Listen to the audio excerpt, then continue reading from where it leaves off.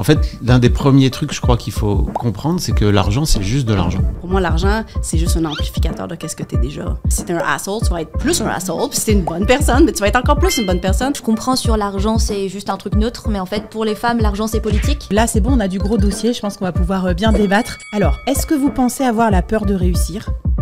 Ou est-ce que vous l'avez ressenti à un moment dans votre carrière d'entrepreneur ?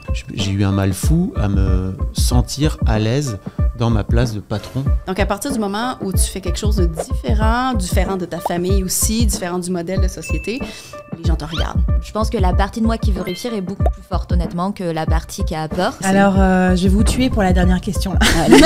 Allez, c'est parti. Là, on va mettre les 2 pieds dans le plat de fou. On pense souvent que les entrepreneurs sont freinés par leur peur d'échouer ou leur perfectionnisme. Mais en fait, figurez-vous qu'il y a peut-être une autre peur derrière, c'est la peur de réussir. Et derrière cette peur, il y a en fait souvent la peur de gagner de l'argent et donc de changer d'identité.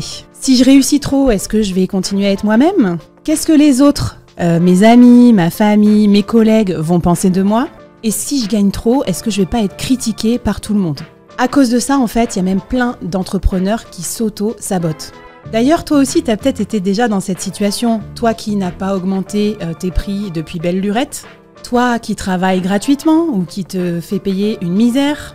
Toi qui penses que t'es un imposteur ou une impostrice parce que tu factures trop cher. Si tu te reconnais dans ces situations, t'es peut-être victime toi aussi de la peur de réussir et de la peur de gagner de l'argent. Alors avec mes invités du jour, on va t'aider à te soigner. Dans cette émission, tu vas découvrir que même les entrepreneurs et entrepreneuses les plus successful ont souffert eux aussi de cette peur de réussir et comment ils ont fait pour la guérir. Alors bienvenue dans l'émission, bienvenue dans Solo Nation.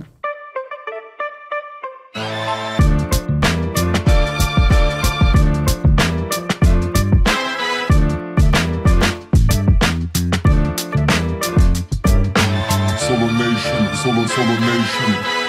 Allez les amis, merci, bienvenue sur ce plateau de Solo Nation. Je suis hyper contente de vous avoir à mes côtés, surtout pour ce sujet ô combien croustillant. On va parler de réussite, on va parler d'argent. Alors, ma première question pour vous, je vais prendre votre réact à chaud, comme ça un petit peu épidermique, pour voir si ça vous énerve ce sujet, ce que vous en pensez. Est-ce que vous pensez que certains entrepreneurs ont peur de réussir et peur de gagner de l'argent ? Alors Fabrice, je me tourne vers toi, tu es notre spécial guest aujourd'hui et tu es spécialiste du rapport à l'argent. Donc moi, je voulais savoir, qu'est-ce qui peut expliquer qu'on s'auto-sabote comme ça en tant qu'entrepreneur sur la question ? Waouh, c'est une immense question déjà, parce qu'une fois que tu as commencé à tirer ce fil-là, il y a plein d'autres choses qui viennent. En fait, l'un des premiers trucs, je crois qu'il faut comprendre, c'est que l'argent, c'est juste de l'argent. En fait, si on y réfléchit bien, l'argent, ça a été un truc qui a été inventé pour faire des transactions plus simples, à l'époque où le troc, ça devenait un peu compliqué. Donc à la base, l'argent, c'est neutre, vraiment. Il faut vraiment le voir comme un mur blanc sur lequel nous, en tant qu'humains, parce qu'on est des petits génies, on a décidé de venir projeter plein d'autres choses qui n'ont strictement rien à voir avec ce moyen de transaction, et Geneviève. Et en fait, on vient souvent projeter des choses qui n'ont rien à voir donc avec l'argent, et surtout des choses qui nous appartiennent à nous, mais qui nous appartiennent, qu'on a parfois récupérées de nos parents, de nos grands-parents. S'il peut y avoir, je ne sais pas, par exemple, une faillite dans la famille qui est venue cristalliser à un moment donné bagage, quoi. Des vrais trucs, tu vois, en fait, monter une entreprise, c'est compliqué. Et pour parler de moi, par exemple, moi, j'ai donc géré cette boîte qui s'appelle Mademoiselle pendant des années. J'avais tellement peur de manquer que je ne me suis pas payé pendant 7 ans. Et en fait, à partir du moment où la boîte elle a commencé à décoller, j'ai tout fait pour faire en sorte qu'on gagne le moins d'argent possible. J'avais embauché une directrice commerciale incroyable. Avec le recul, j'ai tellement fait chier la pauvre. J'étais là, non, faut pas trop d'argent. Parce qu'en fait, s'il y avait trop d'argent, j'allais commencer à me payer. Et qu'est-ce que mon père me disait à peu près entre mes, on va dire, 12 et 18 ans, parce que mon père a bossé, lui, dans l'industrie textile. Il a vu vraiment les rachats de boîtes, etc., avec des grands patrons. Et à un moment donné, il me disait, en fait, les patrons, c'est tous des salauds. Ils en foutent pas une. Et ils s'en mettent plein les poches. Et donc moi, par loyauté envers mon père, qu'est-ce que j'ai fait ? J'ai monté ma boîte et en fait, j'ai bossé comme un taré, sans jamais me payer. Et j'étais un champion, voilà. Ouais, champion du monde, Fabrice, merci à toi. Alors on rigole jaune un petit peu, bien sûr, parce qu'en plus on pense à tous nos bagages affectifs et à nos anecdotes qu'on va devoir cracher là aussi sur ce plateau. Mais merci pour ta vulnérabilité et ton sans filtre. C'est vraiment le propos de Solo Nation. Ici, on n'est pas là pour se raconter des histoires, mais se parler un peu de la vraie vie des entrepreneurs. Sarah, toi qui aides les femmes à reprendre le pouvoir sur leur carrière et notamment sur leur salaire, augmentation de salaire, etc. T'en penses quoi? T'as un rapport apaisé avec l'argent, toi, en tant qu'entrepreneur? Non, alors moi j'ai en quelque sorte un triple problème. J'ai le problème d'être une femme et du rapport à l'argent des femmes, et aussi du rapport que la société a sur l'argent des femmes, qui est la question pour les salariés que j'aide, mais qui est aussi une question pour moi, hein, je peux pas m'extraire du truc. Le deuxième problème, c'est la question de légitimité dans l'entrepreneuriat, alors que je suis salariée diversifiée. Donc je suis à 80% directrice de la stratégie, 20% sur Power. Est-ce que ça fait de moi une chef d'entreprise? Est-ce que j'ai le droit de m'appeler entrepreneuse? Pendant longtemps, ça a été une question. Non, t'as pas le droit. Ouais, c'est ça. Ouais. Interdit. Pendant longtemps, c'était interdit. Hein. Et le troisième truc, qui est que moi, je viens d'un milieu ouvrier. L'entrepreneur de mon quartier, c'est le primeur, parce qu'il possède sa boutique, tu vois. Donc j'ai aucune expérience de l'argent des entrepreneurs. Je comprenais pas comment les gens se payaient quand ils avaient une boîte. Je comprenais rien à tout ça. Hyper intéressant. Bah écoute, là c'est bon, on a du gros dossier. Je pense qu'on va pouvoir bien débattre. Merci pour ton point de vue. Geneviève, alors ma question va peut-être te paraître un peu bizarre, mais je me dis que peut-être c'est un truc d'Européens et de Français d'être coincés sur la thune. Et peut-être que sur le continent nord-américain dont tu nous viens, directement sur ce plateau, bah peut-être que vous n'avez pas peur de parler et d'afficher votre argent, votre réussite. C'est faux. C'est très faux. Après ça, il faut faire la distinction aussi entre les États-Unis et le Canada, le Québec. Le Québec, on a une mentalité de on est petit, il faut que ça reste petit. Donc, je sors un petit peu du lot parce que, tu sais, j'ai comme cette visibilité-là à l'international, à la limite, où moi, je suis très à l'aise à parler d'argent. Puis souvent, les gens me disent « Ah, mais tu sais, au Québec, c'est plus facile, tu sais, toi, t'en es l'exemple. » Je dis hey, « non, je suis une anomalie. » Je suis honnêtement encore une anomalie. C'est très difficile. Puis je pense qu'aux États-Unis, effectivement, il y a beaucoup plus on célèbre les gens qui ont du succès. Au Québec, en France aussi, je pense que c'est le cas, on a de la misère avec les gens qui ont du succès, effectivement.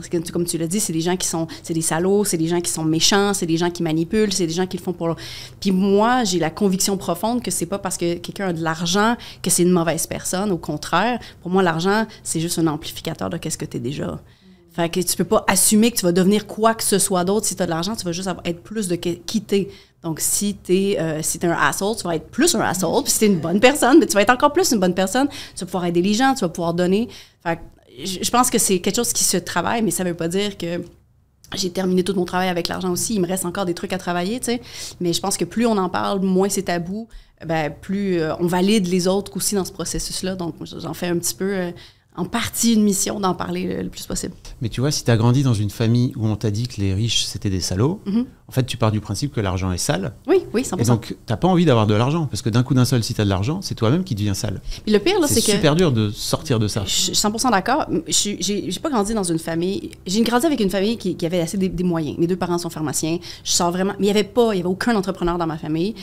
Mon père a essayé, ça a été difficile, il y a eu une faillite, ça n'a pas fonctionné. Donc, quand je suis arrivée avec mon processus d'entrepreneuriat, c'était difficile et tout.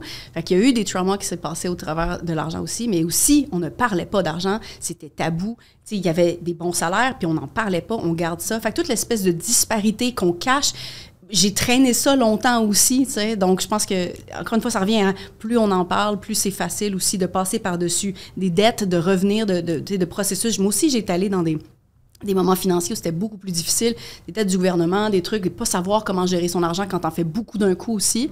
Ça m'est arrivé quand j'ai commencé. Tout le monde est comme « Ah, je vais faire plein d'argent maintenant! » Je dis « Oui, mais c'est pas une bonne chose, tu sais pas encore comment la gérer. Puis t'as probablement plein de bobos aussi qui vont... Ça va être plus difficile à gérer initialement. Donc, tu sais, bâtis ça tranquillement. Trop bien, tu me fais un teaser parfait pour l'émission. Hein, parce qu'on va parler de ça à la fin aussi. Comment on fait quand on gagne plein d'argent et pour pas le cramer tout d'un coup, etc. Alors moi, pour clôturer ce tour de table, avec mes gros dossiers, mes gros bagages familiaux, moi, mes deux parents étaient fonctionnaires. Donc, je n'ai jamais manqué de rien, mais vraiment, on ne parlait absolument jamais d'argent. Donc, j'avais certes la sécurité, la stabilité, mais alors l'argent, c'était ultra tabou. Au point que moi, j'ai presque honte parfois de dire que je suis entrepreneur et que je gagne de l'argent. T'as honte auprès de qui ? Vis-à-vis de ce que je pensais sur l'argent, tu vois, c'était pas bien de parler d'argent. Et pourtant, je fais du build in public au max. Donc, depuis que je me suis lancée il y a 5 ans, je raconte combien je gagne, pourquoi, qu'est-ce que j'ai fait pour arriver là, mes lancements, etc. Donc, ça paraît contradictoire, ou peut-être que c'est ma thérapie, en fait. C'est la thérapie. Bah oui, bien sûr. C'est clairement de la thérapie. C'est une façon de dire je suis légitime, vous inquiétez pas. Bon, en tout cas, racontez-nous dans les commentaires, on veut tout savoir. Alors, qu'est-ce qui s'est passé dans votre famille ? Qu'est-ce que vous pensez de l'argent ? Est-ce que vous pensez que, justement, en tant qu'entrepreneur, on a un rapport bizarre par rapport à ça ? Parce que d'un côté, on est obsédé par la logique de faire du profit avec notre entreprise, mais en même temps, on veut cacher notre argent. Là, on veut tout savoir et ça va être un épisode de thérapie collective. Et vous allez voir à la fin de l'épisode, on va vous aider aussi, on va vous répondre à vos questions. On a le SAV des solos, vous pouvez commenter SAV, nous poser une question et à notre prochain plateau avec nos prochaines stars du soloprenariat, on y répondra avec plaisir pour vous faire un petit coaching gratuit et en live. Alors justement, un petit jeu d'ouverture pour vous. On va voir jusqu'où vont vos traumas sur l'argent. Oh my! Donc, vous allez de pouvoir prendre les petits drapeaux ici présents. Là, je vais vous donner des points, des trucs qui se passent dans la vie d'un entrepreneur et vous allez me dire si vous avez peur ou pas peur. D'accord ? Donc, peur violet, pas peur jaune. OK ? On y va en mode spontané, rapide ? C'est parti. Alors, est-ce que vous avez peur de partager votre chiffre d'affaires sur LinkedIn ou sur Instagram ? Attends, pas peur, c'est quoi ? Ah ouais, non, c'est ça. Non, t'as raison. Pas peur, c'est jaune. Voilà. Bah, Flavie, ouais. Ouais, moi, j'ai pas peur. T'as peur ? Ouais, complètement. À cause de quoi ? Alors, ce que je disais tout à l'heure, je comprends sur l'argent, c'est juste un truc neutre, mais en fait, pour les femmes, l'argent, c'est politique. Donc, si je commence à expliquer combien je gagne, tu vois, j'ai pas de problème à partager mon salaire. Mais... Ah, intéressant. C'est le contraire, moi. Ouais, mais par contre, mon salaire... Alors, on s'entend, mon salaire de salarié. Mais par contre, j'ai du mal à partager mes chiffres d'entrepreneuriat. Ah, c'est marrant, parce que j'allais dire, pour moi, c'est plus dépersonnalisé, justement, l'entrepreneuriat. Il y a potentiellement des gens qui bossent pour toi, avec toi et tout. Geneviève, un point là-dessus ?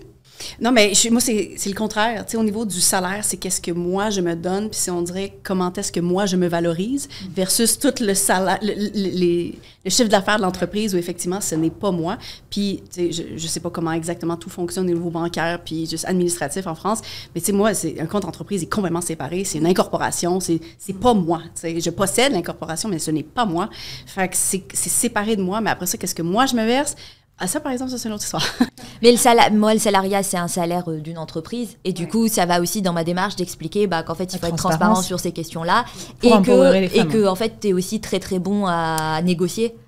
Et que ça ne dit pas justement ta valeur au travail. Ah, c'est ta preuve sociale, en fait, c'est ton salaire. Si tu as un salaire de merde, tu ne pourrais pas vendre des formations derrière sur comment... Sur la négo, bah ouais.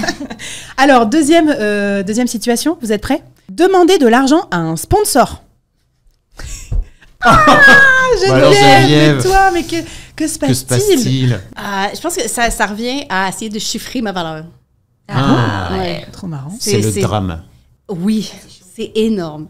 Mais c'est aussi, je trouve que c'est très parallèle avec l'histoire du salaire, parce que ça revient à c'est quoi la valeur de Jen. Pourtant, c'est ton média, potentiellement, ou un événement. Et d'ailleurs, toi, ex-leader de médias, est-ce que tu peux nous raconter cette histoire de pourquoi toi, tu n'as pas de problème à demander de l'argent à un sponsor? Aujourd'hui, j'ai plus de problème. Parce que j'ai travaillé sur ma relation à l'argent. Ça fait 4 ans que je travaille sur ma relation à l'argent, que j'en ai fait mon métier. Mais à l'époque, c'était super dur.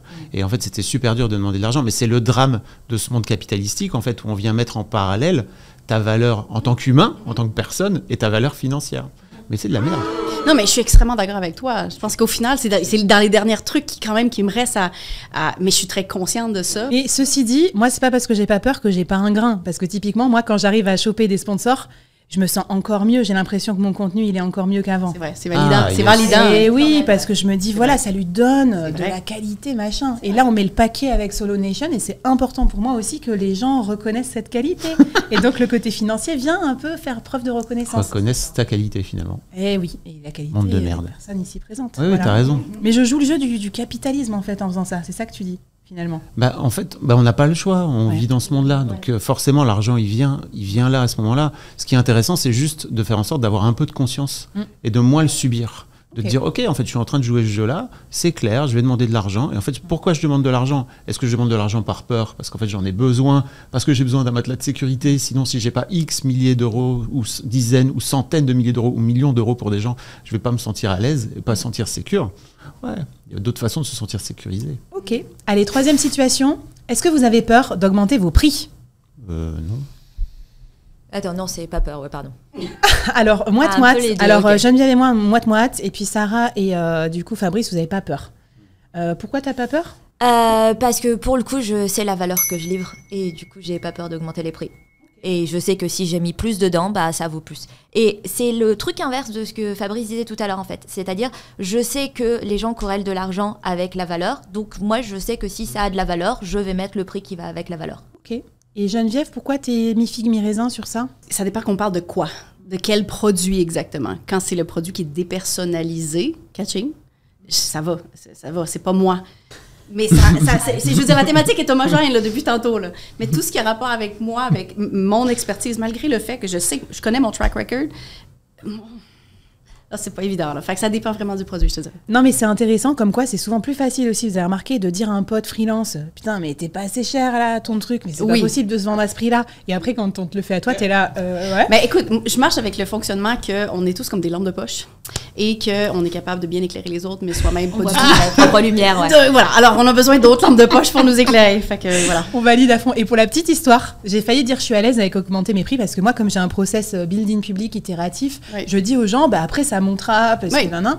C'est transparent. Sauf aussi. que cette semaine, j'ai fait un mail pour dire, bah coucou, ça y est, la date d'augmentation des prix de l'incubateur solopreneur, c'est cette date. Oui.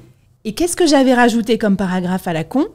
Parce que entre-temps, j'ai ajouté tel service, j'ai mis ça, et j'ai mis ça, et je m'étais auto-justifié pavé. Et là, je me suis dit, mais Flav, respecte-toi, vire-moi ça. Ça avait déjà cette valeur-là avant, t'as pas besoin de rajouter. C'est juste que tu avais lancé ton produit à prix minus en mode bêta-test et tout à 200 balles. Mais un truc de formation tout illimité pendant un an, ça ne peut pas coûter 200 balles, ni même 800 balles. Voilà. Donc je me suis soignée en prévision de cette émission. En fait, moi, j'ai une coach à la sortie de Mademoiselle. Je savais pas vraiment ce que je voulais faire. Je l'ai vendue en 2020. Et en fait, j'ai pris une coach qui m'a fait travailler justement ma relation à l'argent. Et c'est là que je me suis rendu compte à quel point j'avais un gros problème. Pour moi, j'avais une relation à l'argent nickel. Ça faisait 15 ans que ma boîte existait, qu'elle était rentable. Tu vois, c'était nickel, il n'y avait pas de problème. Pas du tout. Et en fait, elle m'a demandé de doubler mes prix. Elle m'a dit, en fait, ce que je te propose, en fait, à l'époque, je crois que je vendais mes sponsors 3 000 €, tu vois, sur mes podcasts. Et elle m'a dit, en fait, la prochaine fois que tu as un devis, tu le passes à 6 000. Je me suis retrouvé, coaching, il faut y aller, quoi, tu vois, à un moment donné. Voilà, je me suis dit, OK, prochain devis, je mets 6 000. Je me suis retrouvé dans un état de stress, alors que j'étais juste devant mon ordinateur, tu vois. Il n'y avait rien du tout qui se passait, hein, tu vois. J'étais juste en train de changer un 3 en 6, et j'étais là, qu'est-ce qui se passe? Avec tous les trucs de, qu'est-ce qu'ils vont dire de moi? Je vais pas être à la hauteur, putain, ils vont se dire, je vais péter plus haut que mon cul, tout. Je me suis vu, je me suis dit, mais c'est complètement... Ou alors, pire, faut que j'en rajoute. Bon, on en reparlera après ça. Alors, autre situation. Est-ce que vous avez peur ou pas de demander à être payé pour donner une conférence? Alors, pas peur, c'est violer, c'est ça? Peur, c'est violer. Pardon. Oh, jaja. Oh putain, il n'y a que moi qui ai peur de... Ah non, mais alors ça, en plus, je peux te le dire très simplement, le mois de mars, c'est le pire mois pour faire des conférences pour moi. Parce que le mois de mars, c'est le moment où toutes les entreprises essayent de cocher la case. Mois de mars, il y a des meufs. Et donc, du coup, c'est que les gens pas sérieux, en fait, qui veulent que tu fasses une conférence et ils la veulent gratos. Et du coup, pour moi, c'est une position militante. Jamais je fais du gratuit. C'est-à-dire que j'ai fait pour des associations. Et j'ai fait très peu cher pour des associations, mais j'ai pas fait gratuit, parce que mon travail, il est pas gratuit. Le travail des femmes, il a pas à être gratuit. Je comprends que t'as pas de moyens, donc c'est pas très cher. Un grand groupe, je comprends pas que t'as pas de moyens, donc ça va être cher. Mais il y a pas le gratuit, non, le travail gratuit des femmes, c'est carnage. Intéressant. Moi, j'avais lu comme conseil qu'il fallait toujours demander quel est le budget que vous allez, que vous que vous attribuez au conférencier, un truc comme ça. Et moi, c'est marrant, hein, je suis la seule à avoir dit que j'osais pas me faire payer, mais je pense que c'est parce que comme je suis podcasteuse, il y a ce petit côté de, en fait, c'est mon taf, je le fais gratuitement, je parle tout le temps, donc un podcast de plus ou de moins. Mais sauf que ça n'a rien à voir parce que c'est pas mon audience, c'est un contexte spécifique. Ils vont te casser les pieds 4 fois plus. Oui, tu fais ce que tu veux. Je vais faire un truc sur mesure. Okay. Tu fais pas ton podcast gratuitement? Non, en plus non. Mais oui. Tu gagnes de l'argent? Oui. T'as des sponsors? Oui. Bah, c'est pas gratuit. Ouais, c'est pas gratuit. La média, le logique média. La logique média. Alors, avant-dernière situation, est-ce que vous avez peur de dire à vos parents combien vous gagnez? Les darons. Les darons. En quoi? En salaire. En salaire. Là, on parle du salaire. N'arnaque pas le truc. Non. T'as pas peur alors? Ok. Non, parce qu'en fait, c'est vraiment bizarre comme réponse, mais en même temps, c'est dans les choses qui a validé ou qui a simplifié notre relation. Dans le sens où dans leur tête, je pense que ça a solidifié Geneviève est en sécurité. Ah, bien. Ah, ouais. On a mis la kid à l'abri. Ok. Genre, on comprend rien de ce qu'elle fait, mais elle fait de l'argent. On est bien, c'est cool. Non, je comprends. Et toi, pourquoi t'as peur de donner ton salaire? Moi, c'est pas forcément de la peur, c'est je trouve ça indécent. Déjà, mon premier mois de salaire d'ingénieur, j'ai gagné plus que mes 2 parents cumulés qui étaient ouvriers, tu vois. Et genre, mon tout premier salaire sorti d'école, quoi. Et donc, du coup, tu vois, tu te dis, bah, c'est indécent, en fait. Parce que, alors, en plus, là, tu vois, c'est plus dans le salariat, mais il y a vraiment ce côté, ça m'empêche pas d'aller négocier, de pas lâcher la grappe, mais il y a vraiment ce côté de se dire, On est payé. Ouais, est-ce que vraiment le travail d'un col blanc, ça mérite vraiment autant plus, tu vois, que les gens qui sont dans nos usines en train de fabriquer les automobiles, quoi. Et tes parents, ils sont fiers, non? Ouais, par contre, vraiment, le truc, c'est qu'à côté de ça, mon diplôme, mes accomplissements d'autres natures que l'argent, ils en sont très fiers et c'est un truc qu'on partage, quoi. Et sur l'argent, tu sais pas de ce fait-là, t'as pas eu Non, cette c'est discussion. clair, on l'a pas abordé. Il faut l'avoir. C'est vraiment ce que je recommande à tous mes clients, quoi. Ayez cette discussion avec vos parents, en fait, parce que vous avez souvent des idées préconçues par rapport justement à votre histoire, etc. Tout ce qu'ils ont pu dire par rapport à les riches, c'est tous des salauds, etc. Mais en fait, une fois que toi t'arrives et que tu dis, en fait, je suis passé de l'autre côté de la barrière. Regarde, je suis riche d'un coup d'un seul. Enfin, je vois pas du tout un des parents venir dire, en fait, t'es de la merde. Peut-être que ça peut exister, peut-être qu'ils vont venir te juger, mais c'est intéressant aussi de réfléchir à d'où ça leur vient, en fait. Il y a un truc pour eux qui est difficile, c'est toute la question autour de quand je parle de mes origines. Ils trouvent ça difficile, en fait. Parce qu'ils ont l'impression que je dis d'eux, en fait, qu'ils étaient pauvres. Et ils ont l'impression que pauvre, c'est un jugement de valeur, tu vois. Donc il y a un truc quand même autour de ces questions-là. Et du coup, à l'opposé, si je dis que je suis riche, bah, tu vois, il y a aussi une impression de... Ah ouais, non, mais les riches, c'est les autres, c'est très loin, tu vois. Alors que moi, je considère que quand t'es dans le dernier percentile, t'es riche. Mais tu es riche de leur éducation. Ça, c'est vrai. Non, mais c'est trop important de penser, d'essayer de mettre un pas de côté, en fait, de faire un pas de côté par rapport à ce que c'est que la richesse. C'est pas que juste votre compte en banque, c'est tout ce qui aussi vous appartient, ce qui fait que vous êtes l'humain génial que vous êtes. Et on va en parler, parce qu'on va parler de notion de réussite aussi dans cette émission. Allez, dernière situation. Est-ce que vous avez peur de partager l'addition avec vos amis au restaurant? En fait, t'as fait ce jeu pour toi. Non, pas. J'ai mis des situations où j'étais à l'aise. Pourquoi?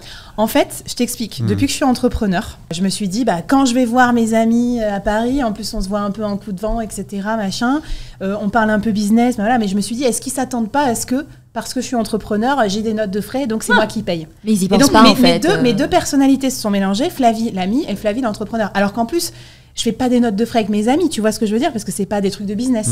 Et donc voilà, et je pense aussi, peut-être la notion de jugement, c'est, ah oui, si tu regardes mon building public, mais que tu n'as pas l'œil entrepreneur, tu peux te dire, ça, la meuf, elle gagne 300 000 balles par an et elle vient dormir chez moi dans mon canapé.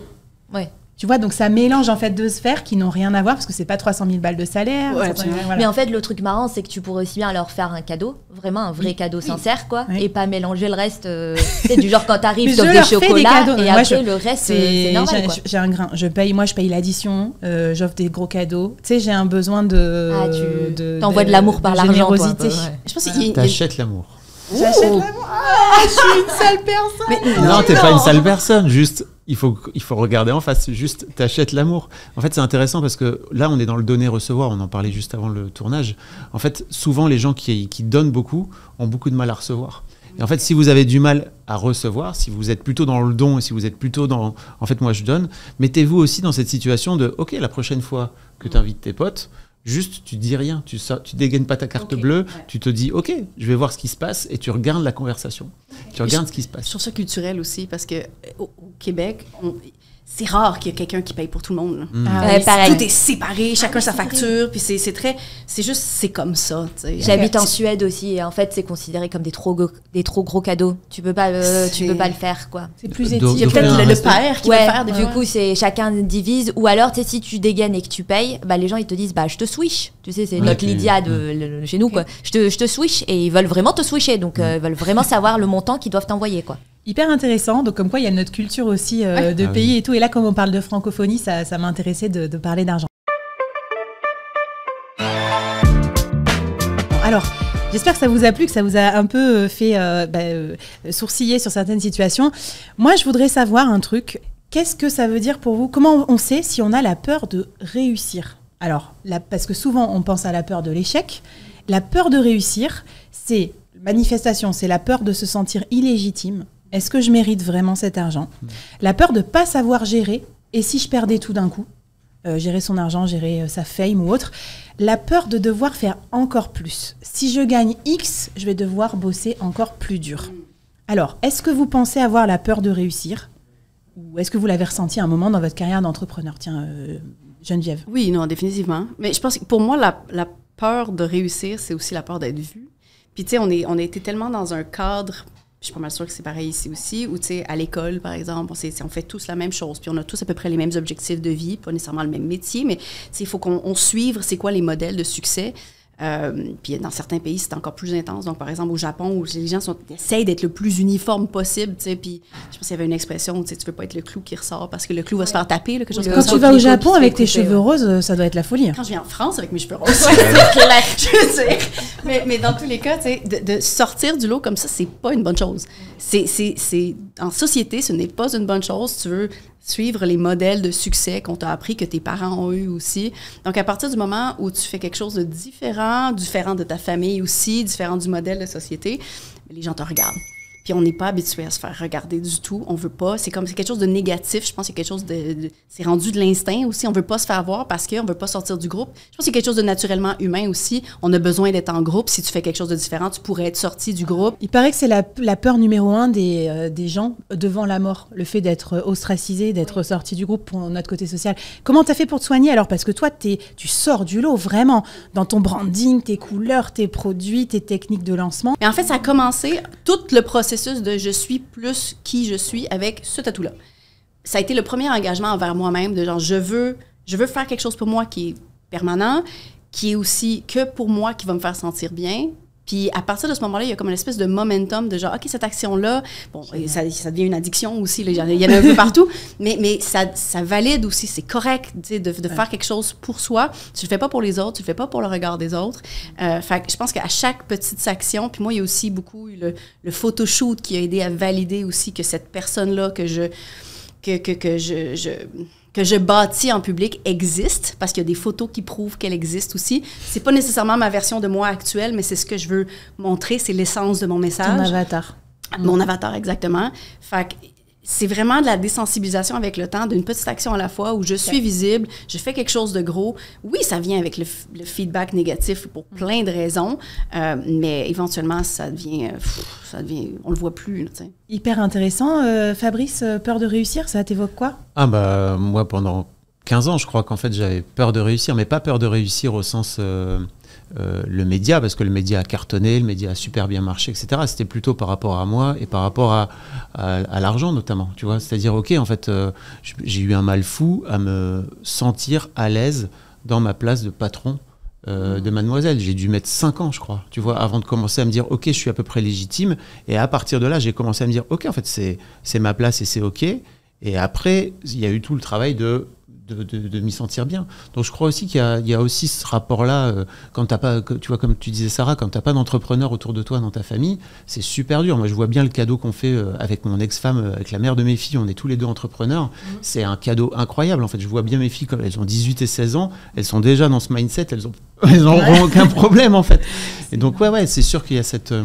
Il y a eu cette peur de réussir pour moi. Et tu vois, moi, je me suis rendu compte que c'était quelque chose qui existait en écoutant un podcast d'Aline, donc The Big Boost, là, qui est dans nos co-animatrices aussi, sur la peur de réussir. Et je me suis dit, je scrolle sur mon truc de podcast, je me dis, c'est quoi cette connerie mindset encore? C'est pas contre Aline, mais tu vois, je me dis, ça a l'air d'être la formule toute faite à la con. J'écoute quand même, comme quoi mon cerveau m'envoie des signes. Et là, je me dis, j'ai tous les symptômes.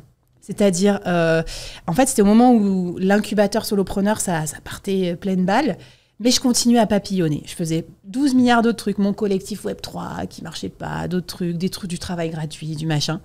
Et en fait, à la fin, je me suis rendu compte que j'étais en train de m'auto-saboter parce que j'avais peur que si ça part trop fort, j'ai plus mon petit rythme cool à Nantes, machin, surf et tout. J'avais peur qu'ensuite d'avoir des critiques. Des haters, des machins que j'ai jamais eu et tout. Enfin voilà, que des trucs comme ça. Et donc à partir de là, j'ai cut mes projets qui servaient à rien et j'ai tout mis sur l'incubateur. Et c'est ça qui m'a fait exploser. C'est ça qui m'a fait passer de 100 000 à 320 000 euros en un an.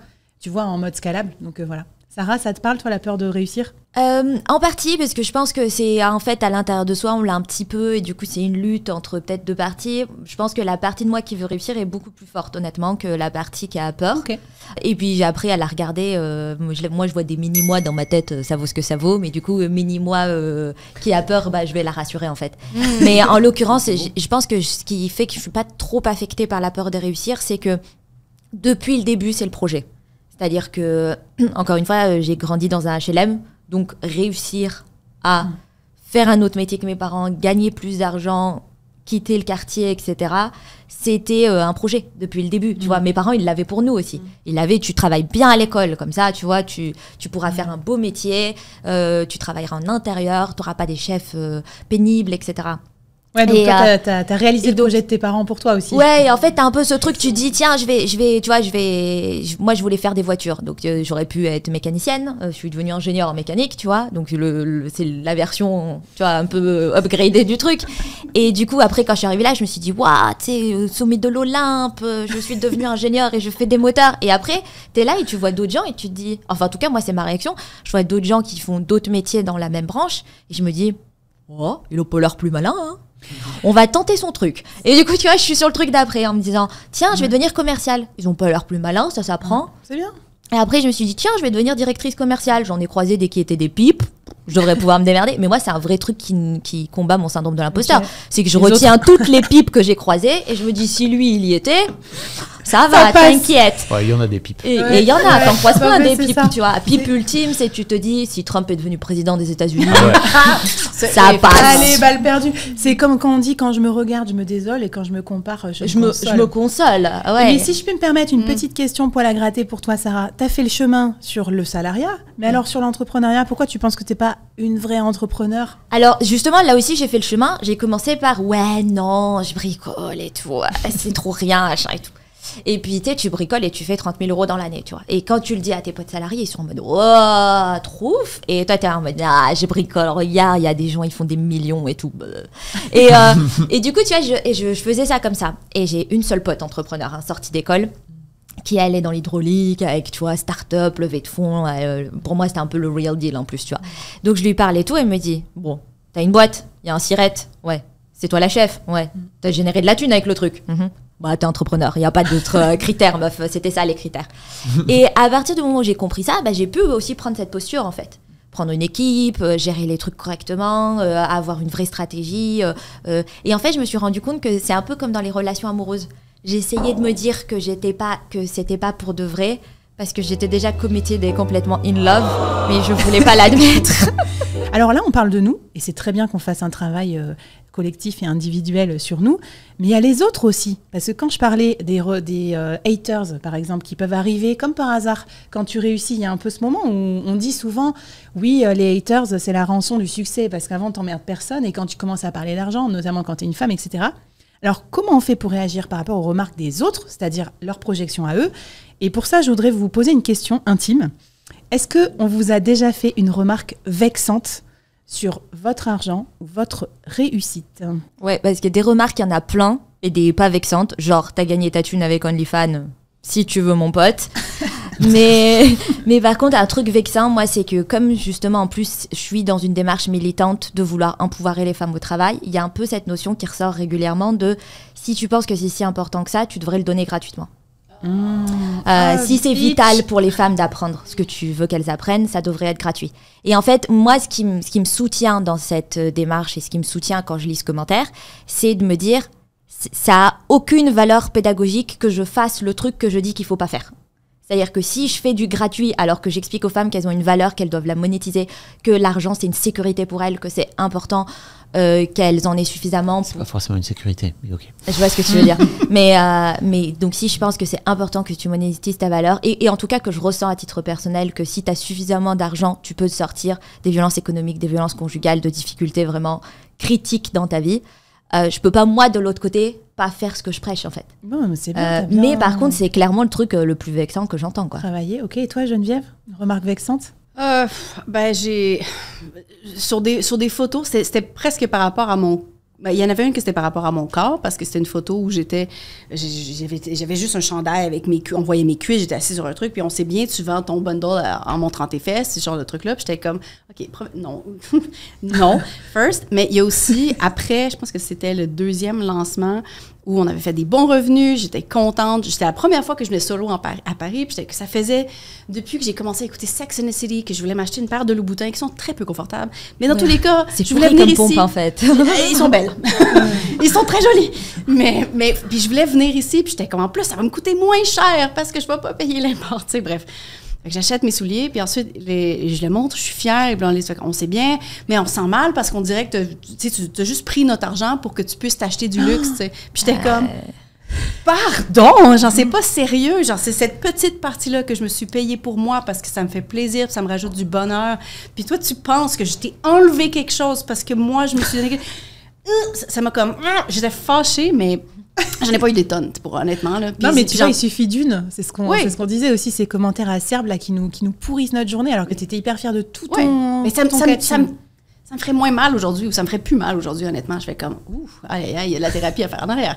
Mais dans tous les cas, c'est à ce moment-là, ça m'avait fait mal parce que pour moi, j'avais bâti quelque chose qui était hors de moi, qui était plus grand que moi, qui aidait tellement de personnes. Puis là, j'avais pris cette petite partie-là, $700. Genre, tu sais, comme acheter ça spécifiquement pour moi, puis on me fait critiquer que le caractère futile aussi a été moins accepté. Mais le luxe, alors c'est fou. Et le caractère futile lié aux femmes. Parce que pour le coup, si tu payes des billets pour le Super Bowl ou que tu te payes un concert qui est typiquement en général un artiste masculin, ça passe crème. Par contre, si tu payes un billet dans la tournée de Taylor Swift, t'es une connasse, hein. Faut le savoir. Je doutais que t'allais parler de Taylor Swift. Mais oui, parce que il y a quand même ce truc de les Swifties sont une secte, alors qu'en fait, c'est un groupe de gens passionnés par un truc, comme t'as des gens qui sont passionnés par une équipe de foot, quoi. Bravo. Alors, Fabrice, est-ce que t'as eu des remarques vexantes par rapport à l'argent ou ta réussite? Ouais, moi, je crois que j'avais vraiment... À partir du moment où on me disait que je voulais gagner de l'argent en faisant Mademoiselle, comme en fait, Mademoiselle était un truc qui avait de la valeur et qui était cool et qui faisait du bien dans le monde, c'était super dur pour moi de me dire non, mais en fait, je vais prendre de l'argent et c'est OK. J'ai d'ailleurs, une fois que j'ai vendu, quand j'ai commencé à travailler sur ma relation à l'argent, j'ai commencé à faire mes podcasts et je trouvais qu'ils, pareil, ils amenaient quelque chose dans le monde, des témoignages chouettes et tout. J'ai vraiment galéré à me dire OK, non, en fait, je peux effectivement doubler mon devis et il n'y a pas de problème. Mais je crois que j'aurais bien aimé comprendre un truc beaucoup plus tôt dans ma vie. C'est qu'en fait, les gens parlent toujours d'eux. C'est-à-dire que les gens, sur Internet, vous pouvez être sûr, en fait, ils ne vous connaissent pas, ils parlent d'eux. En fait, à partir du moment où moi, j'ai compris que, non, mais en fait, tu es juste en train de parler de toi et tout va bien. D'un coup d'un seul, j'étais là... C'est ton problème à toi, c'est pas le mien en vrai. Je suis désolé. Moi ça va, je suis à l'aise dans mes baskets. Mais effectivement, j'ai dû avant ça bosser sur ma relation à l'argent. C'était pas simple, quoi. Eh ben écoute, je vais mettre une petite pièce de plus dans les gens parlent d'eux et tout ça, mais je m'en rappellerai pour les prochains commentaires. Alors un jour, je vais sur TikTok. Alors ça n'arrive jamais parce que je l'ai désinstallé et parce que c'est posté en automatique les reels, parce que je trouve que les commentaires sont très très violents, notamment sur la niche Make Money, notamment pour plein de raisons. Et je vais voir quand même pourquoi je voulais voir le nombre de vues ou je sais pas quoi pour un sponsor. Et là, je vois sur un des commentaires, sur un Reels, mais rien à voir, où je raconte mon parcours d'ex-dirigeante à solopreneur. Donc building public qui vise 500 000 € par an en solo. Et là, je vois les trucs mytho, etc. Et surtout, j'ai vu un truc qui m'a vexée, c'était... Parce que mytho, je m'en fous, à la limite, le gars, je lui dis, écoute, je build in public mes revenus depuis 5 ans, tu peux écouter mon podcast. C'était, sa formation, elle est à 8 000 € ou Sama sort de ce corps. Et alors là, je me suis pris en pleine poire. Voilà ce côté, je n'ai pas le droit d'avoir une formation à 8 000 €. Alors que je forme 36 personnes par an, personnellement. Peu importe même en fait, peu importe ce que j'ai dedans, tu vois, là je suis en train de me justifier, mais ça m'a grave vexée. Je sais pas comment réagir à un truc comme ça. Bon, écoutez, ça fait du bien, non, ce plateau. On se sent moins seul par rapport à ça. C'est vraiment le propos de l'émission. Je m'étais dit, en se réunissant, voilà, on va se sentir entre potes. T'as monté ton petit groupe de thérapie en fait. Ouais, c'est ça, je te jure. Complètement ça. Les prochains, ils sont pas filmés. Les entrepreneurs appellent ça mastermind pour faire classe, mais bon, qu'on soit clair, c'est de la thérapie de groupe. Clairement. Alors, et c'est vrai ce truc en plus, ça nous renvoie à un truc qui nous plaît pas parce que tu vois, on se vexe pas de tout. Moi, je me vexe pas du truc OnlyFans, je m'en fous. Bah oui. Donc, tu vois, tu vas faire quoi, moi? Ouais, c'est ça. Les gens me payent. Et encore, t'as pas vu mes pieds? C'est ça.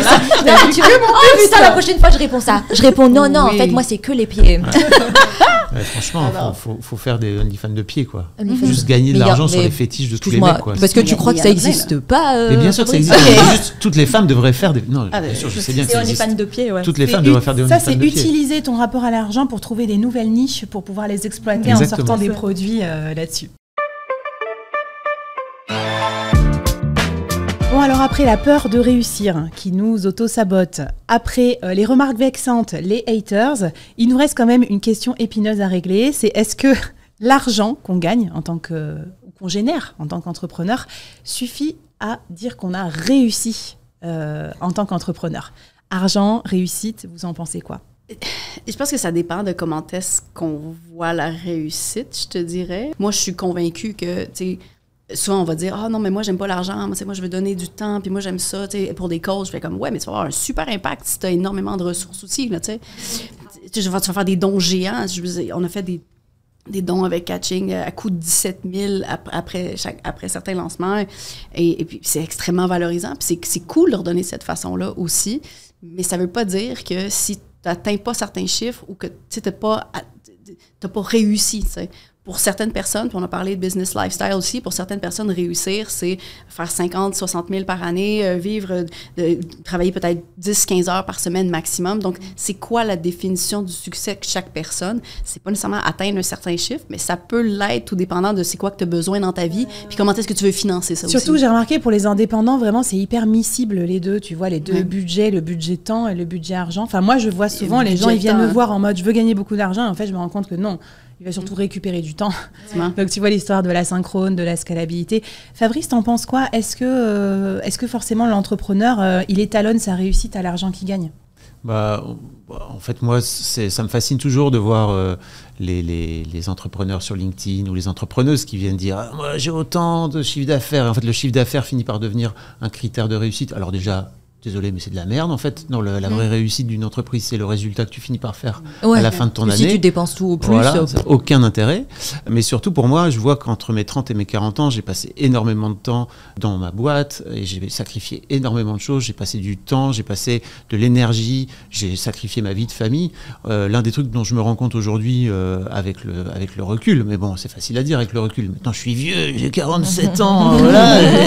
Mais c'est que, en fait, ces 15 ans-là, effectivement, ils m'ont nourri de plein de choses et ils m'ont fait vivre de plein de belles émotions, plein d'aventures et tout. Mais en fait, je suis aussi passé à côté d'une grosse partie de ma vie de famille. J'ai pas passé beaucoup de temps. En fait, j'ai quitté ma famille.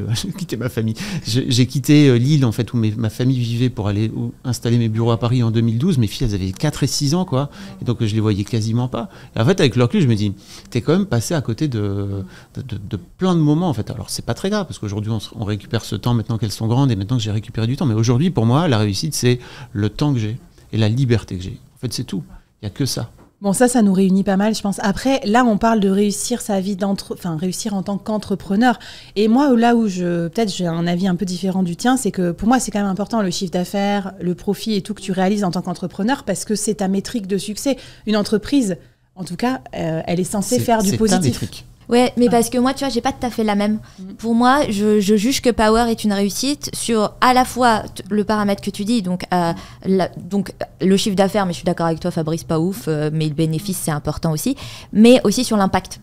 En fait, je voudrais... des chiffres derrière. Ouais, mais l'impact, c'est combien de femmes j'ai pu aider. C'est ça, en fait. Alors moi, je mets ça dans le même sac. Pour moi, pardon de te couper, mais c'est plus des chiffres, tu vois, qui montrent le succès. Après, tu peux dire, j'ai 60. Ouais, mais tu vois, c'est genre, je ne montrerai pas un business de margoulin pour faire plus d'argent, par exemple. Tu vois, on a cité plein d'idées rigolotes dans plein d'épisodes et il y a plein de trucs sur lesquels je viberai pas du tout. Et si demain, tu vois, il y avait une niche qui explosait et qui serait genre, tu ferais vraiment grave de pognon, mais dans un truc un peu moyennement éthique ou en tout cas, moi, qui correspondrait pas à mes valeurs, ça m'intéresserait pas parce que j'ai besoin de ce double équilibre il faut que ça ait de l'impact. Donc mon petit domino que je pousse pour essayer de faire basculer des trucs plus gros, plus loin. Et oui, par contre, je le ferai pas, tu vois, j'ai monté une entreprise, pas une asso, je le ferai pas gratos non plus. Donc je veux qu'il y ait quand même de la thune avec, de l'argent. Et tu vois, t'as cette histoire de, je vais dire un certain chiffre d'affaires et je vais me poser un objectif, etc. Et ensuite, tu vois, je trouve qu'on le trouve dans la performance de tout. C'est-à-dire, tu vois, les gars qui disent, je vais lire 90 livres cette année. Et en fait, ce qu'ils font, c'est qu'ils bombardent du livre audio, tu sais, sur tout leur trajet. Et si à la fin de l'année, tu leur dis, c'est quoi ton préféré, pourquoi il t'a touché, il dit non, j'ai demandé à une IA de me résumer le livre. Mais pire, ça c'est encore le truc d'après. Et en fait, je pense que c'est pour ça aussi que t'as des fois ces métriques, elles sont un peu aussi des métriques de performance, purement genre plus. Tu vois, moi il y avait une coach qui m'avait dit quand je pensais encore que j'étais pas entrepreneuse et donc mon premier acte c'était de prendre un petit coaching pour voir est-ce que je suis une entrepreneuse. La nana m'a dit je te souhaite de faire 100 000 euros parce que je lui disais ouais mais c'est les gens qui font vraiment de l'argent, tu vois. Et elle m'a dit, je te souhaite de faire 100 000 euros, qui te paraissent beaucoup aujourd'hui, que maintenant c'est fait avec Power, pour te rendre compte que c'était pas ça qui faisait de toi une chef d'entreprise. Ouais. Hyper intéressant. Je trouve ça super intéressant parce que toute l'histoire de performance puis de chiffres, ça devient super difficile à gérer quand après ça, t'en fais moins. En plus, ouais. Parce que pendant longtemps, tu te dis, ça c'est mon succès, puis je l'ai dit en public aussi. Puis ça, c'est les chiffres, puis les gens s'attendent. Les gens, bon, il y a une partie de ça, c'est qu'est-ce que je pense que les gens s'attendent d'eux. Il y a aussi une partie de c'est quoi la réputation que tu bâtis au travers de ça. Donc, Jen a fait des gros projets géants, par exemple. Mais à partir du moment où toi, tu décides de peut-être suivre un peu plus qu'est-ce que tu veux, puis que là, tu vas... Moi, c'est mon cas, là, je suis le genre de personne qui fait beaucoup de pivots aussi. Je suis en train d'en vivre un en ce moment. Puis c'est difficile de faire beaucoup moins d'argent que j'en faisais avant parce qu'il y a un certain point, puis ça ramène full circle avec le début de l'épisode, où tu as comme atteint ce palier-là, ce standard-là, et de revenir en bas, c'est comme si c'était toi qui chute en valeur et qui est moins. Ça shrink, quoi. Tu shrink. Fait que de vraiment associer ça, c'est ma performance, c'est le chiffre auquel je m'identifie pour dire que j'ai un succès. Ça devient problématique le jour où tu le perds. C'est hyper intéressant. Et alors, je fais juste une mini aparté. Moi, je pense que je suis réconciliée avec l'histoire de la performance parce que j'étais directrice commerciale avant. Et il y a un truc important dans le commercial, c'est la différence entre input et output. Et je trouve que les entrepreneurs se trompent là-dessus. Ils croient que les entrepreneurs à succès, c'est ceux qui brassent au max. Mais typiquement, quand t'en es à ton 5e catching, ok, tu brasses, mais c'est un truc que tu as bâti il y a 5 ans. Et moi, je ferai très attention entre est-ce que vous êtes en train de builder, donc de construire un truc qui va avoir de la valeur demain, et des fois, construire un actif, c'est dur, c'est long, c'est chiant, on gagne pas de thunes. Le podcast, la newsletter, machin, la traversée du désert pendant 3 ans. Et derrière, quelle tranquillité, quel effet de levier ça peut te créer. Donc ça, c'est le output qui vient après. Donc ne pas confondre la réussite parce qu'un mec a un gros output, alors qu'en fait, il fait aucun input. Et voilà, pareil, tu veux être en meilleure santé. Moi, je veux progresser en surf.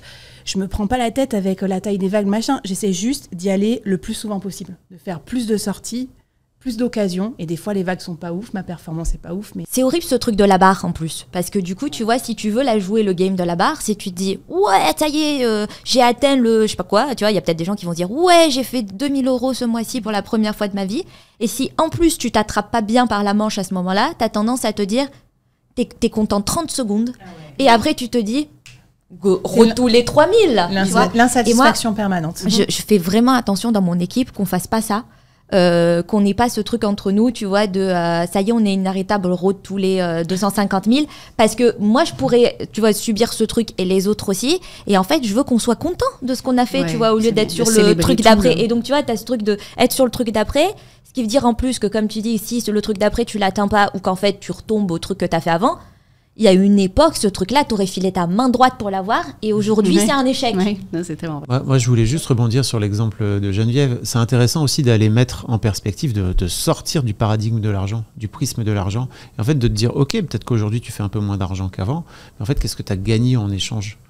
T'as gagné sans doute, j'imagine, plein d'autres choses, parce que si tu te souviens bien, à l'époque de catching, il y avait plein de choses qui te coûter, entre guillemets, du stress. Dans tous les sens voilà, du terme. Dans tous les sens du terme. Oui. Et en fait, de voir aussi comment ça vient se rééquilibrer en sortant un petit peu du paradigme juste de l'argent, quoi. Sinon, effectivement, ça marche pas, quoi. Alors, je vais vous tuer pour la dernière question, là.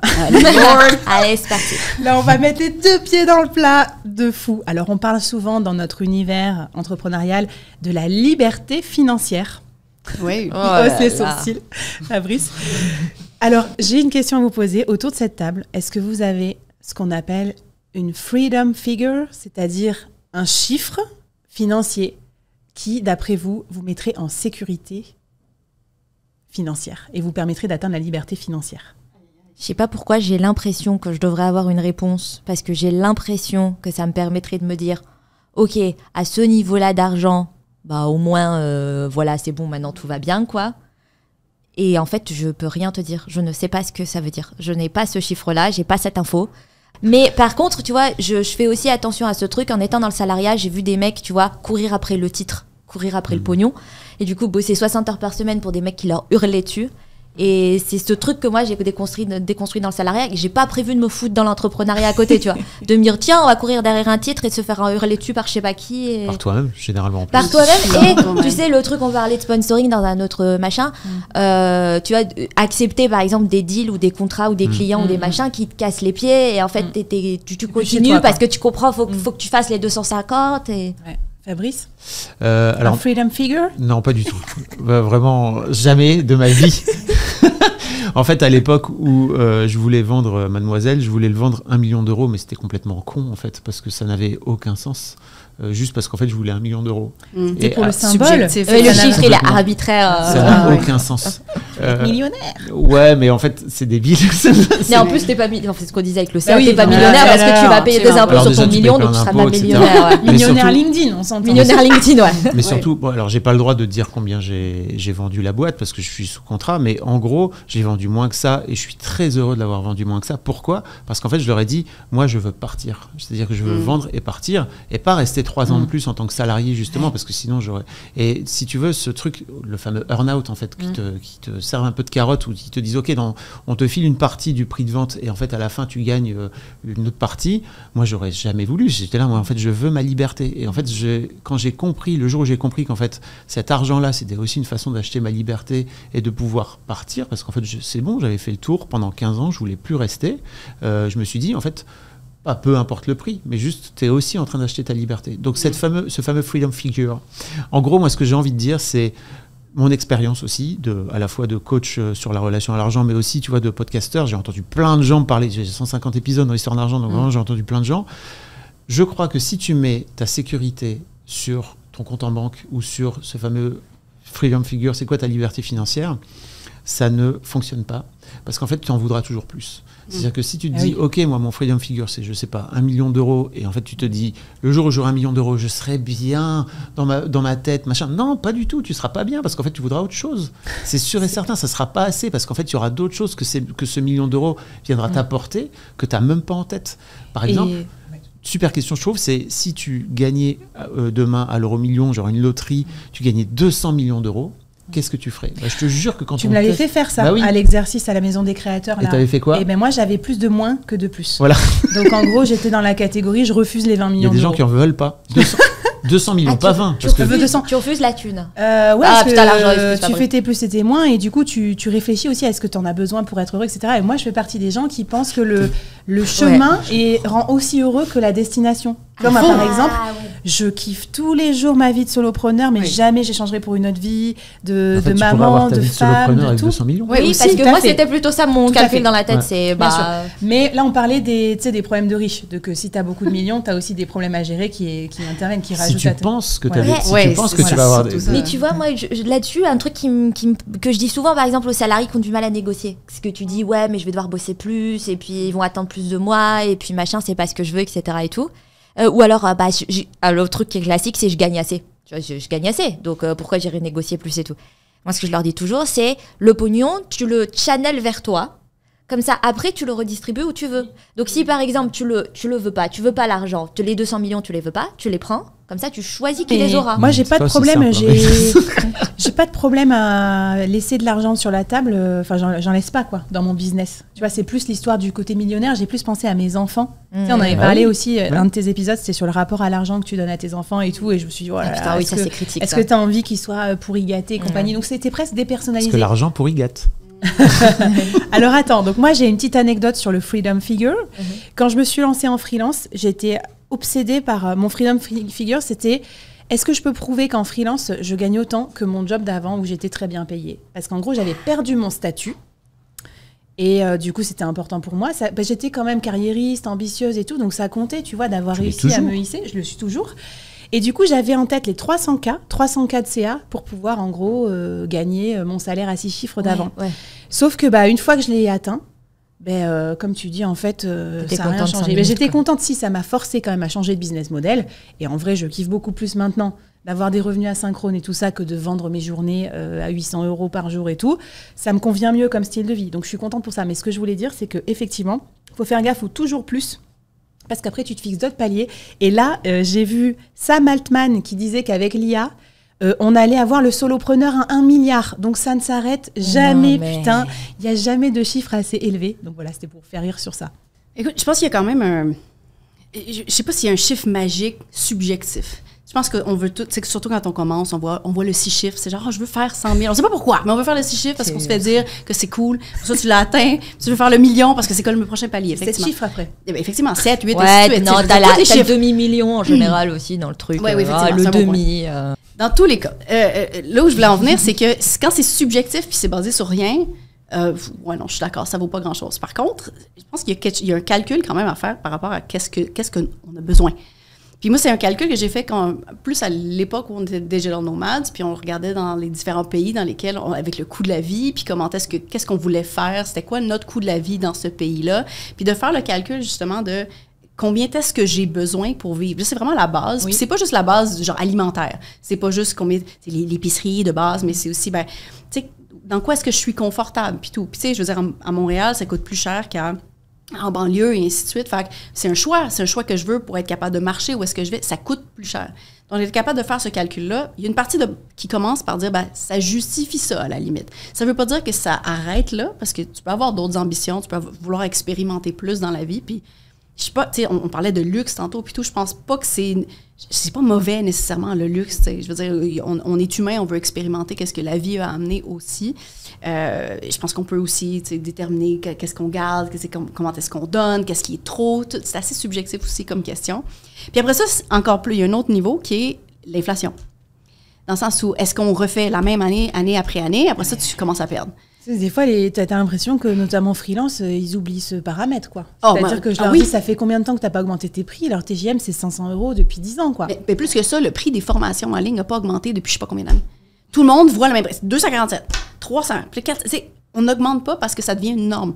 Le 6 chiffres reste encore la barre. Mais je suis désolée, mais le 6 chiffres devient de plus en plus la classe moyenne. C'est plate à dire, là, mais c'est quand même ça pareil.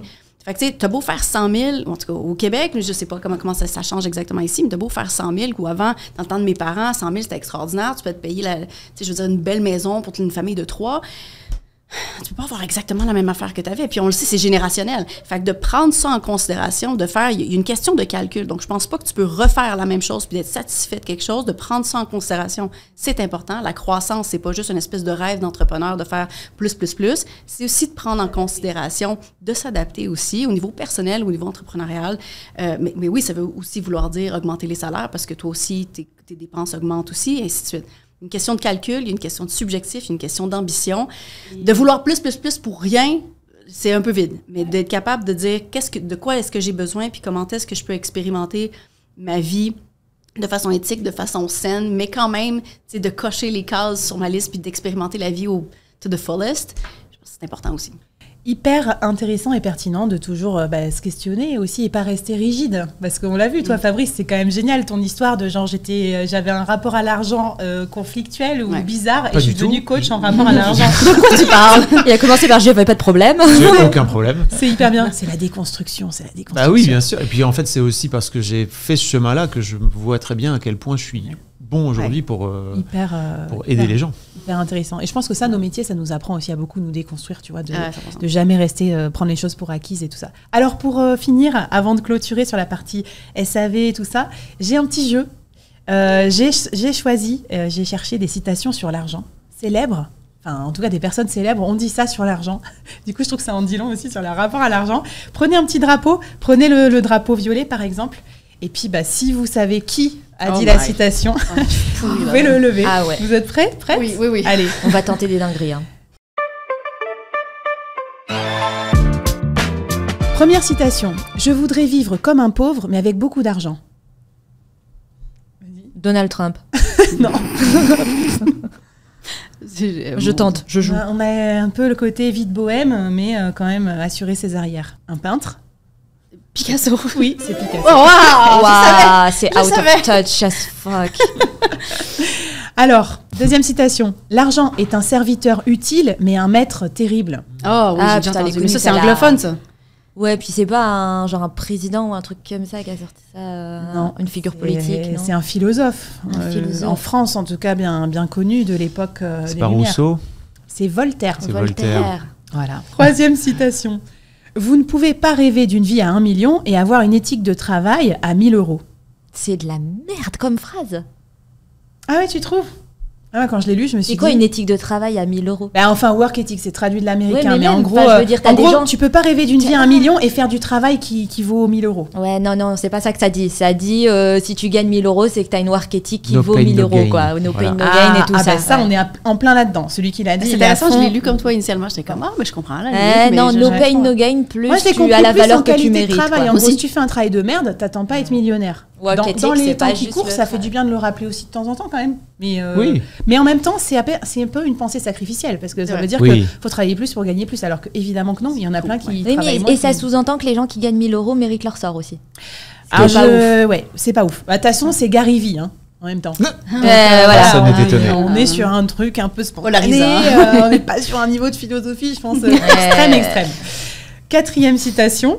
L'argent ne fait que révéler ce que vous êtes déjà. Je suis très Oh, d'accord. c'est ce que t'avais On dit. a ça, parlé j'ai dit en dans- intro. Jane Gauvin. C'est Jen, mais avant elle, c'est une autre queen, c'est Damn. Oprah. Ah ben, Ah, mais ma oui. grande amie. Voilà. Ouais. Voilà. Avant-dernière C'est citation. Oprah. Ce n'est pas l'homme qui a trop peu, mais celui qui désire toujours plus qui est pauvre. Oh, c'était mieux déjà. Diogène. Ça pourrait être un genre de stoïcien. On n'est Ouais. pas loin, on n'est pas loin. On n'est pas loin. Toujours une petite citation latin-grec pour faire chic dans une Platon. émission. Ouais. Ah, Sénèque. parce que du coup- Ah, quand Ah, même, bah, on voilà. est bien dans le latin grec, ok. Voilà. Et la dernière. Si votre unique but est de devenir riche, vous ne l'atteindrez jamais. Ah, elle te plaît celle-là? C'est beau. C'est beau. Là, on est dans le truc de toujours plus et tout ça que tu décrivais Ouais. tout à l'heure, un peu le... Et encore une fois, Un acteur, devenir riche peut-être, de non quoi? Non, bah c'est quelqu'un de blindé qui a dit ça, par contre. hein. C'est pas... Ah, Warren ouais. Buffett, genre Avant. Avant Mais American Rothschild. Rothschild, Carnegie. Rockefeller. Rockefeller, Bah, putain, il y a c'était des- l'autre, c'était pas Ah. Carnegie, c'était Ah, il l'autre. a beau dos, Rockefeller. Hein, Ouais. vous n'atteindrez jamais, Oui, mais parce en que même bon, temps... Bon, voilà. generational wealth quand même. Hein, Ouais, il y a les est-ce qu'il maisons. l'a atteint ou est-ce qu'il l'a hérité? Non. Mais je trouvais ça pas mal quand même pour atterrir sur le débat et dire que voilà, on parle d'argent pour s'en libérer, pas pour être toujours dans l'obsession du toujours plus, parce que le burn-out aussi quand tu es solopreneur et que tu cours après la thune. Pourquoi en plus? Pour perdre sa liberté et tout? Non, non et non. Alors merci pour cette super réflexion. On vous a préparé, parce qu'on est obligé de couper là, on pourra en parler toute la journée, mais une liste de 100 questions. 100 questions, exercices, etc. à vous poser sur votre rapport à l'argent pour continuer la réflexion avec nos co-animateurs et co-animatrices. Donc allez-y, vous pouvez la télécharger, c'est un PDF gratuit qu'on a fait avec nos 4 cerveaux. Vous pouvez flasher le code ou aller sur leboard.fr/solonation et on vous offre ça avec plaisir. On sent que ça va faire des bonnes futures réunions de famille, Oh, yeah. discussions de couple, discussions avec les enfants Ça va et être bien piquant, sûr hein. avec vos clients quand vous allez monter vos prix. Alors, justement, en parlant de monter ses prix, on a notre rubrique traditionnelle avec notre conseil des sages. C'est qui veut du CA. On vous aide à faire plus de chiffre d'affaires en vous susurrant à l'oreille des idées de business en ligne ou de business tout court qui vont vous faire gagner de l'argent. Et c'est un petit tour de table. Qui veut du CA? C'est parti. Alors, 1 minute, une idée de business pour faire gagner de l'argent à nos auditeurs, auditrices. Ça peut être en rapport avec le thème de l'émission ou pas. Allez Fabrice, t'es le spécial guest, lance-toi. Démerdez-vous. Voilà. Rien de moins. Démerdez-vous, mais surtout, en fait, mettez votre entreprise au service de votre lifestyle, du style de vie que vous avez envie, plutôt que de vouloir à tout prix gagner de l'argent, gagner gros et aller chercher toujours plus d'argent. Est-ce que c'est vraiment le but ? C'est une bonne question, je trouve. Moi, je trouve qu'une vie simple où tu as effectivement donc, de quoi vivre tranquillement et de quoi pouvoir payer tes factures, mais même pas vivre, parce qu'en fait, ta vie, tu l'auras, hein, quoi qu'il arrive. Donc, de pouvoir payer tes factures tranquillement et de pouvoir te dire, OK, en fait, j'ai trouvé un job où je peux avoir ma liberté aussi, parce que pour moi, c'est ça le plus important. Ça vaut vachement la peine. Donc, désolé, je ne réponds pas, mais juste, voilà. Bon, ça gagne bien sa vie, coach, en rapport à l'argent ou pas? En fait... Ça gagne bien de l'argent? Ah ouais, pas mal. Ça fait un bon chiffre d'affaires. C'est vrai, c'est bien. C'est une bonne niche en indépendant. Oui, bien sûr. Et ben voilà. Il y a beaucoup de écoute, c'est problèmes. Il y a beaucoup de problèmes. Il y a beaucoup de personnes qui ont besoin Ben oui. en fait de ça. Je le trouve temps ça qu'à moi. cool. C'est assez récent aussi cette optique de se Oui. faire coacher sur l'argent. Donc, Après, il faut taffer. Hein. C'est-à-dire que moi, des coachs dans la relation à l'argent, j'en vois plein sur LinkedIn. Je vois aussi qu'ils n'ont pas fait le taf sur leur propre relation à l'argent. Je suis là... Allez bosser là, allez creuser un petit peu vos histoires familiales là, ça pique la gueule, ça fait pleurer et tout, c'est Ouais. trop chiant, pas du tout envie de ça. Commence pas à juste venir dire non mais moi je vais te résoudre ton problème de relation à l'argent, non c'est beaucoup c'est un plus métier, complexe que une ça. expertise. peu, Sarah? Ouais, moi, je pense que je recommanderais les business dits boring dans ce cas-là, parce que tu vois, les trucs un peu. Bah, tu pourras en citer un autre, il n'y a pas de souci. Mais tu as les business que les gens ils trouvent boring, ça fait pas LinkedIn, ça fait pas millionnaire LinkedIn et tout, mais ça fait que tu es content. Tu gagnes ton argent, tu as de quoi vivre, t'es plus large même que ça, et t'es content de ton truc. Et tu vois, dans les business boring dont on avait parlé, t'as tous les gens qui achètent des distributeurs de boissons, des trucs comme ça, et en fait, c'est cool, t'es content, t'es pas collé à ton bis tout le temps. Mais oui, c'est sûr, ça fera pas, t'auras pas le titre qui fera classe dans la prochaine soirée, mais peut-être que tu traîneras pas dans des soirées où les mecs, la question de la réussite. Là, du coup, tu fais l'inverse, tu la décorrèles. En gro, ça fait pas classe, c'est pas statutaire, mais ça te permet de gagner de l'argent. Exactement, parce que en fait, qui veut du CA, c'est du CA. Mais par contre, tu iras peut-être à des soirées où les gens ils s'en foutent de ce que tu fais pour gagner du CA. Ok, j'aime bien. Et j'allais exactement au même endroit parce que je sais plus quel contenu j'ai consommé récemment, mais justement où la plupart des gens qui font énormément d'argent, la plupart des millionnaires en fait, c'est pas nécessairement des gens que c'est eux la face. C'est pas nécessairement des gens qui ont eu... c'est des gens qui ont bâti behind the scene, des gens ils font des tables, ils font des pieds de micro, ils font des verres. Des pieds de micro. Non, mais ils font des verres. Tout le monde a besoin de verres. Puis il y a des compagnies qui font énormément d'argent parce qu'ils font des lumières. Tout ça, c'est pas nécessairement des gens que tu vois à l'avant-scène. C'est une compagnie sans visage, peut-être. Puis je pense qu'il y a l'espèce le statut, effectivement, de genre, je veux être reconnu, mais il y a plein de personnes qui font des très bons revenus, qui vivent une très bonne vie, puis personne ne sait c'est qui. Puis c'est correct, tu sais. Fait que je pense que ça dépend des personnalités, mais de pas nécessairement se forcer à être une personnalité quand c'est pas ça qu'on a besoin. À l'épisode qu'on a fait Entreprendre en cachette grâce au Side Project, donc au Side Business, donc ça peut être une idée. Écoute, moi, le rapport à l'argent, ça m'a fait penser à... on critique beaucoup l'école, en tout cas en France, sur le fait qu'elle nous apprend pas, tu sais, le rapport à l'argent. Au Québec. Épargner, etc. Et qu'elle contrecarre pas aussi ces pensées limitantes. Donc, moi, j'ai pensé à la niche des kids ou des ados sur le côté rapport à l'argent, et notamment le rapport à l'argent parent-enfant. Parce qu'il y a du gros dossier. Quand je t'ai écouté dans le podcast, j'étais là, purée, vite, attention, là, je corrige les choses. Et je trouverais ça fun comme activité de faire avec ses enfants. Et tu vois, à la fois prosaïque et tout ça. Et voilà, et je sais qu'il y a beaucoup de niches sur les enfants, d'entrepreneurs, comment leur donner cet état d'esprit, savoir gérer son argent. Je trouve que c'est une bonne compétence. Puis c'est bien, comme ça, t'amènes tes enfants dans un atelier où vont eux-mêmes te critiquer ta propre éducation à l'argent. C'est les ateliers de parentalité, ça. C'est les ateliers de parentalité en général, ça. C'est humbling. On appelle ça la parentalité. La parentalité. La niche parentalité. Être parent. La niche parentalité. Mais pas un truc trop chiant de parentalité. Parce que moi, typiquement, je suis parent, mais...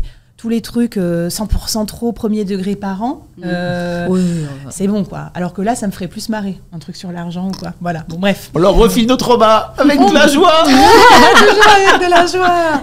Bon, bref, racontez-nous si vous voulez tester ces idées, si vous en avez d'autres à nous suggérer. Voilà. Et ce que je vous propose, c'est de nous laisser aussi un commentaire avec marqué SAV et votre question du jour, du moment, votre problème du moment, parce qu'on va vous aider à le régler avec le plateau. C'est parti pour le SAV des solos.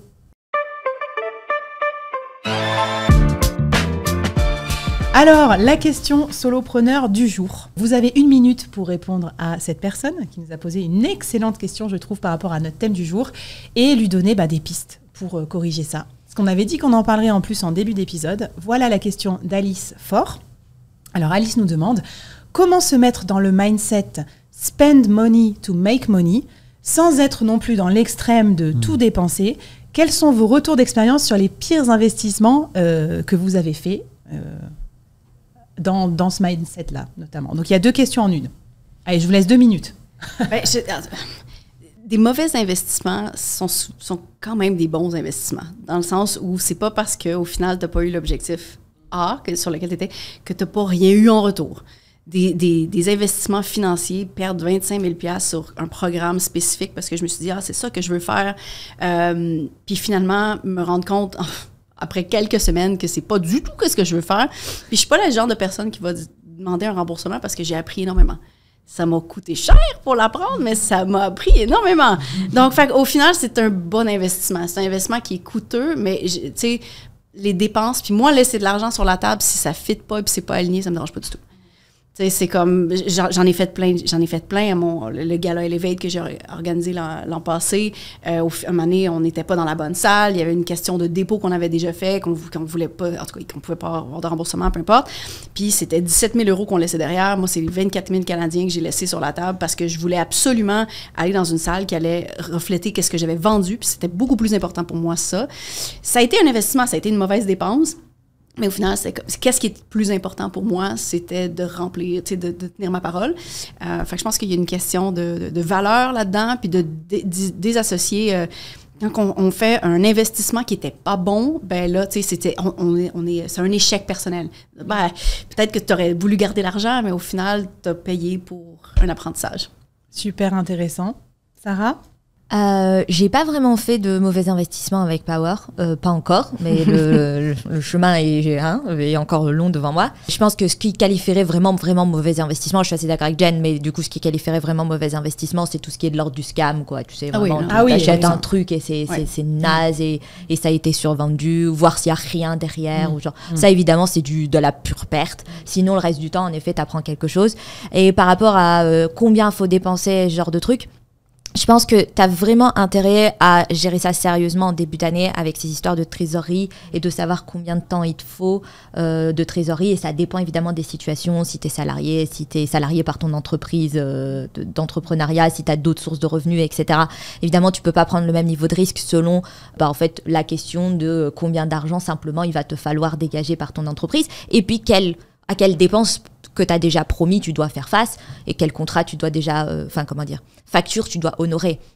Mais en dehors de ça, moi je suis plutôt, je pense, dans la team plus précautionneuse où je préfère avoir plus de fonds de roulement versus ceux qui ont plutôt le côté plus cramage, mais j'accepte aussi le côté croissance plus lente. Mais tu es une des rares salariés diversifiés que je connais qui a investi, qui a délégué. Qui a délégué, alors qu'au début on se dit on gagne peu donc on le garde, quoi. Donc tu l'avais ce mindset-là, quoi, finalement. Ouais, mais tu vois, c'est du coup, il n'y a pas ce truc non plus, c'est comme on disait, pas de croissance pour la croissance, il n'y a pas non plus à côté ce truc de dépenser pour dépenser. Il n'y a pas ce truc de se dire, ah ouais, parce que je veux faire le demi-million, il faut que je mette 100 000 sur la table cette année, parce qu'en fait, c'est pas comme ça que ça marche. C'est pas parce que tu as un filet de sécurité? Ouais. Mais justement, j'ai le filet de sécurité et pourtant, je crame pas tout l'argent de la boîte. En fait, à la limite, je me dirais que c'est presque pour ça. Parce que, tu sais, vu que toi, t'es sécure dans tes trucs. Ah oui, du coup, je peux accepter une croissance plus lente. T'as tout à fait raison. T'as tout à fait raison. Du coup, moi, j'ai ce temps-là, en fait.